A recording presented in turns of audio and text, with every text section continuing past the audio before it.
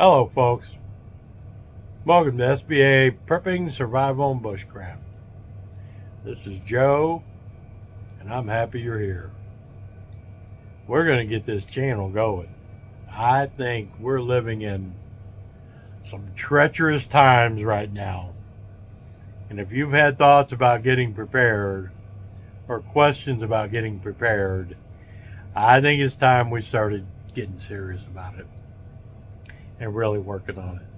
And I'm not talking about prepping for the end of the world as we know it, or having to be prepped over the next 6 months for a SHTF event that's cataclysmic.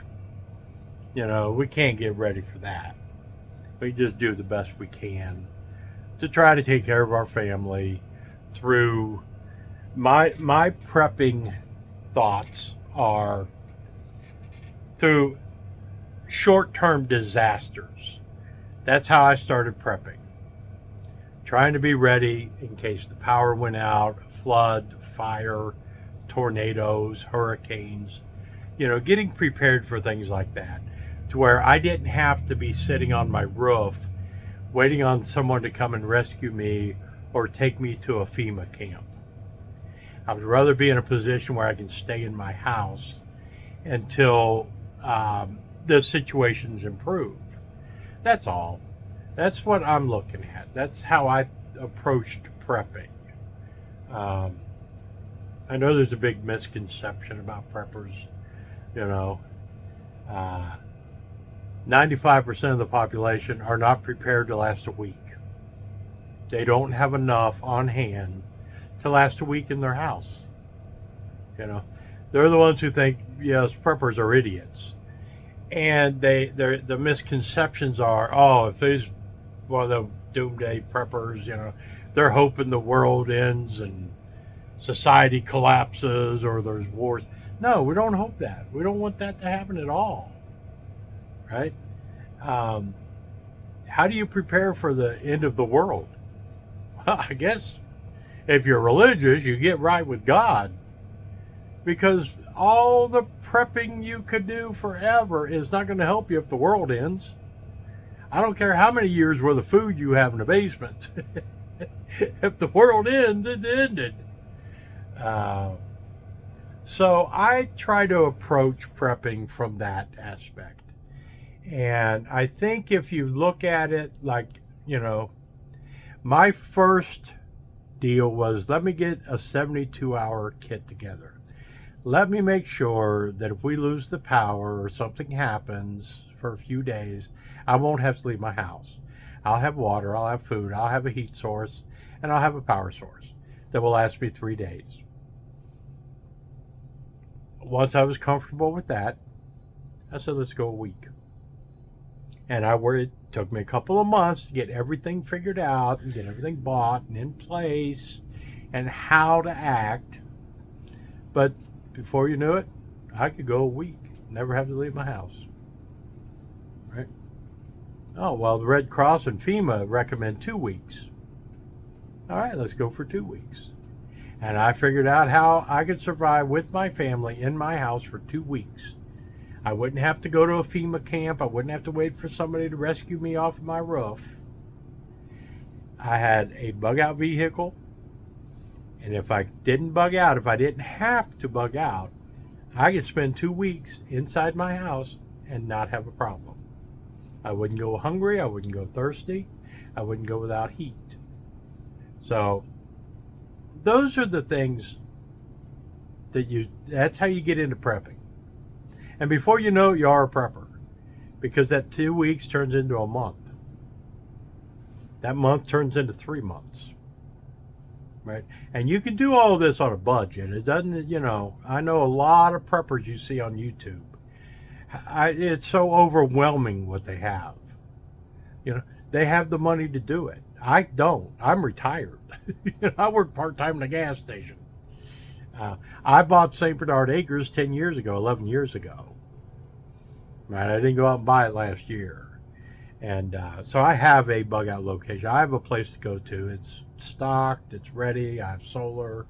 I learned all that stuff. I learned how to build a cabin. I learned how to set up a solar system.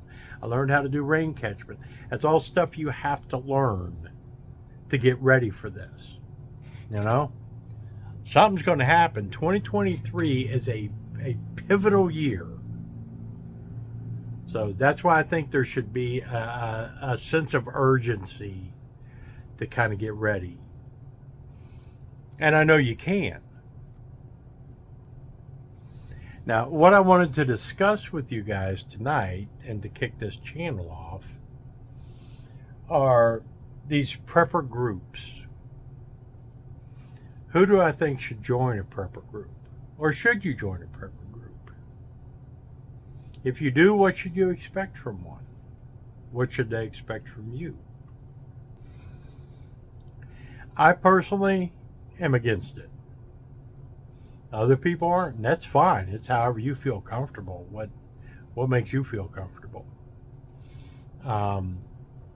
My worries about some of these prepper groups,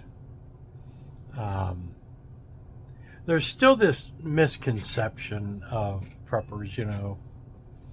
People think, I belong to, you tell people you belong to a prepper group, and they think in militias and all this from years ago, when it's not really that. We know, I mean, you know, we know it's not like that. We're not all preparing and hoping the world ends, or hoping for a collapse, or hoping for wars, you know. None of us want that. But there's that misconception. So you have to think about that, you know. And these organized groups, you know, they're on the radar. Me personally, I don't want to be on the radar.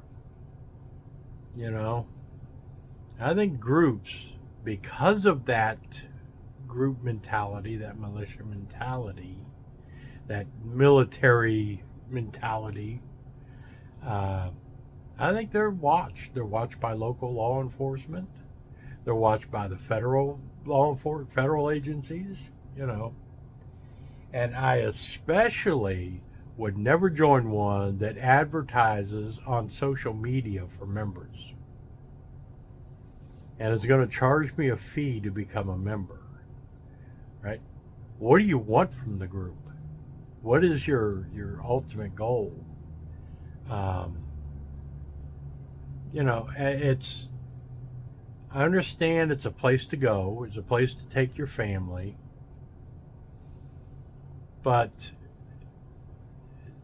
you know, you have got to be friends for a long time before I'm going to take my family to this place, this group.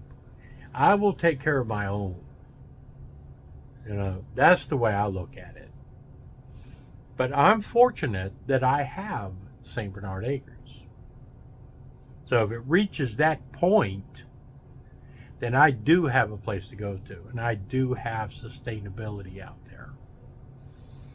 Well, how do you find groups if you wanted that group support, which is very important and very good? I have groups. I have a group of people, right? Not people that are coming to St. Bernard Acres, but a group of people who are like-minded. We can discuss things. We can share ideas.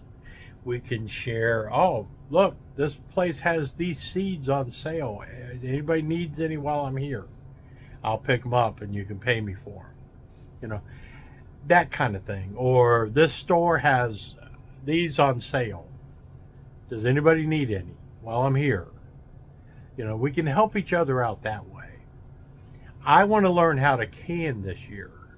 So somebody in my group knows how to can. They will teach me and help me can products and show me how they work. That kind of group, I think, is very, very good. I'm not going to depend on anybody in that group, and I don't want anybody in that group depending on me. The only people who can depend on me is my family, my media family. I'll put it that way. So I think, again, by joining some kind of formal group, you're putting yourself in a position where you're going to be depending on other people. And in a true emergency, in a true SHTF, you don't want to have to depend on anybody. That's my most important prep, is knowledge. Like I said, I never built a cabin before. I learned how. I never set up a solar system before. I learned how. I never did plumbing before. I've learned how. You know, I want to know how to do this stuff. I can pass that on to my kids, but I don't want to have to wait. Frank's supposed to be coming. I don't know where he is. I hope he gets here, because I don't know how to fix this problem. Right? You're depending on somebody else. Don't depend on them. You know, if you want to have a group, if you want to join a group at a certain location at a certain point, you know, then only have members who are close, within a few miles, right? Not hundreds of miles away, not states away. Well, they can't get to you. You know, in certain situations travel is going to be impossible. So you've invested all of your energy and money and time and effort into a location you can't get to. What's the point? The other people in that group are going to enjoy all the work you put in and all the preps you have there. I've seen several of them on YouTube that, you know, there is a very high degree of liability. You're opening yourself up to a lot if you want to be a member of that group. You know, you're depending on people too much. Get yourself a little group. Get some family members. Get your friends, your close friends. Maybe they're not into prepping. Maybe they don't understand it. Open up dialogue. Don't tell them to be a prepper. Tell them, hey, you know, what are you guys able to do if this happens? You can approach them and give them knowledge and answer their questions, and before you know it, they'll become a valuable source for you to learn from. That's what you need the group for, is to learn from and to share ideas with, share thoughts with. When SHTF happens, if something happens, you can support each other, but you don't depend on each other. See, that's the difference. And I think when you're in a formal group like that, then everybody's depending on the group. Because, oh, well, this person knows how to do this. This person knows how to do this. This person knows how to do that.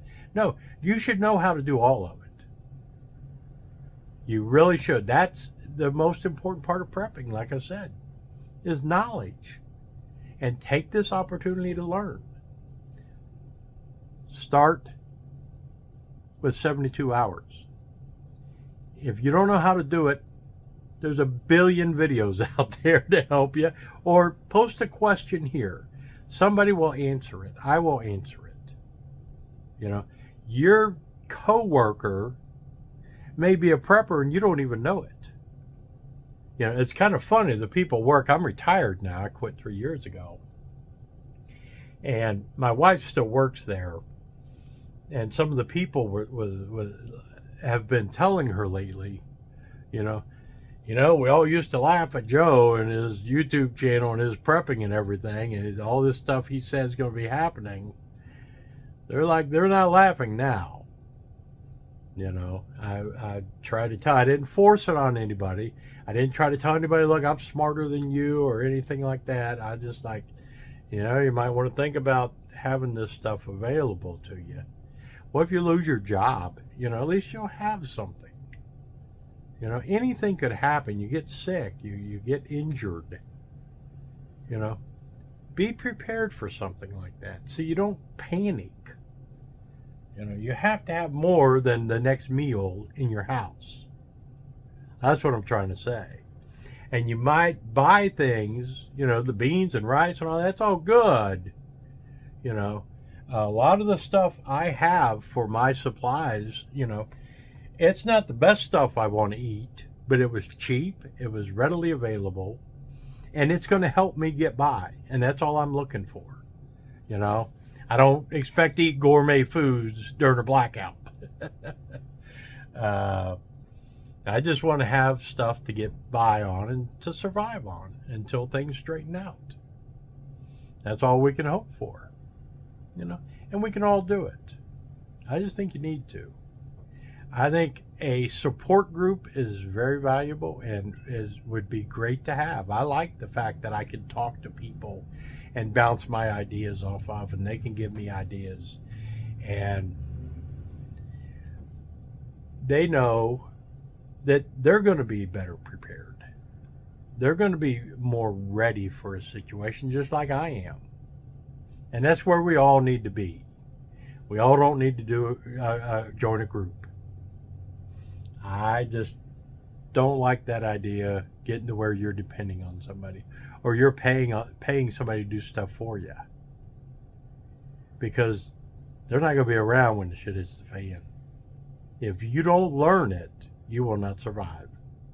It will do you no good. I don't care how much food you have stocked. You know, if you don't learn how to grow your own, if you don't learn how to can your own, if you don't learn how to hunt your own, if you don't learn how to preserve your own, it's not going to do you any good, because you're going to run out of that. And if you can't replenish, then you're done for. You can have all the bullets and Band-Aids you want, but if you can't eat, it ain't going to do you any good. So, are bullets and Band-Aids important? Yes, they are. But they shouldn't be your top priority. My top priority is seeds. I've always said I want enough food to get me through my first harvest.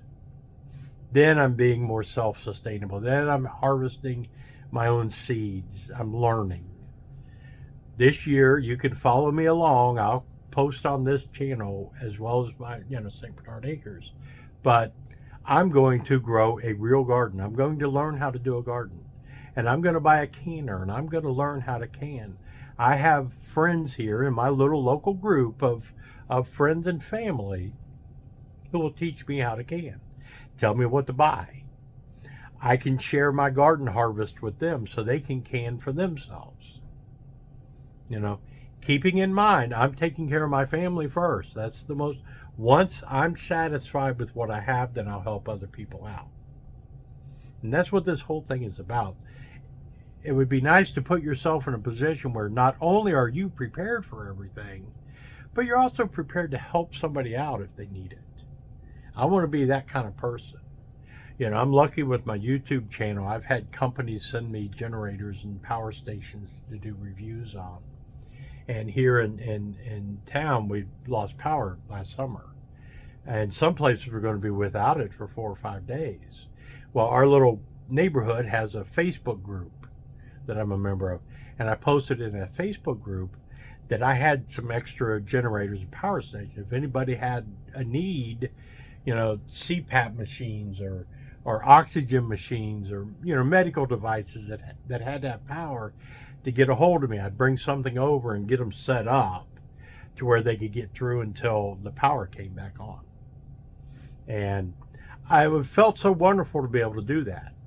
And I got to do it for a few people. And like I said, it was a great feeling. They all appreciated it. And I was so happy I was in a position to do that. I felt great about that.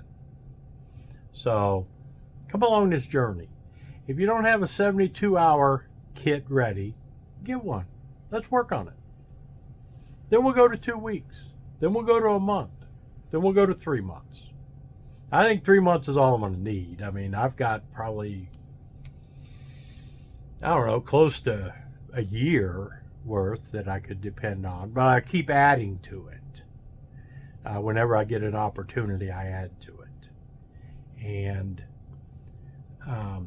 I have heat sources, multiple heat sources. I have multiple power sources. I have multiple ways of cooking, But I've been doing it for a long time. And I'm nowhere near where a lot of these people are, because they got the money to throw at it.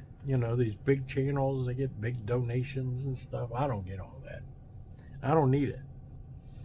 I'm not going to be dependent on anybody, and I don't want you to be dependent on anybody. Let's learn this thing. Anyway, this was a nice chat. Start the channel out this way for 2023. Let's all get together. Remember to like, share, and comment, and blah, blah, blah, blah, blah, blah, blah, blah, blah. All that kind of crap. Because that's what YouTube is becoming. It's no longer becoming a revenue source. It's just a place where we can share ideas and share thoughts on a global scale. You know? Let's take advantage of that while we can.